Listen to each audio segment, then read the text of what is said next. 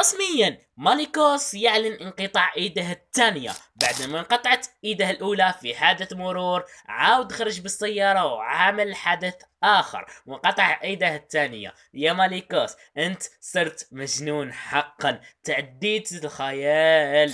كما قلت لكم. ويدي الثاني كمان عملت حادث مجددا لاني خرجت نسوق في السياره بدون رخصه. يا الاساطير باش تقول لي كيفاش تسوق في السياره بيد واحده فقط؟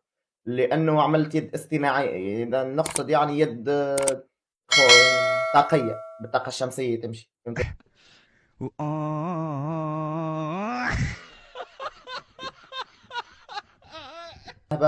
تضرب الماء، العجله بتاع الكهرباء تضرب في الرومبوان وتطلع تتفرقع، الفولو يتكسر وتشعل النار في السياره يا الاساطير، وتدخل في بلار هكايا وفي عماره كي تطيح العماره من الفوق، تطيح على العماره على السياره للاسف.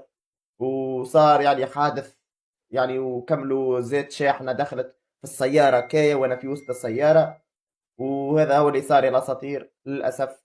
حبيت نقول لكم ما عادش تكذبوا يا الاساطير، وراود ناكد لكم يعني، وانا ما عادش باش نكذب حياتي كامله يعني. عندي اسبوع ما كذبت حتى كذبه يعني، خلاص. ولكن يعني للاسف ما نقدرش يعني ما نكذبش دائما، هاني قاعد نترانا باش ما عادش نكذب يا الاساطير. المهم حبيت نقول لكم تصبحون على خير الناس الكل، وما تكذبوش وما تسوقوش السياره بدون رخصه قيادة. ماليكوس نحن نستنى كذبات جديدة منك، وإن شاء الله تكون الكذبة الجاية أسطورية. كان معاكم كوك ودمتم في رعاية الله وحفظه.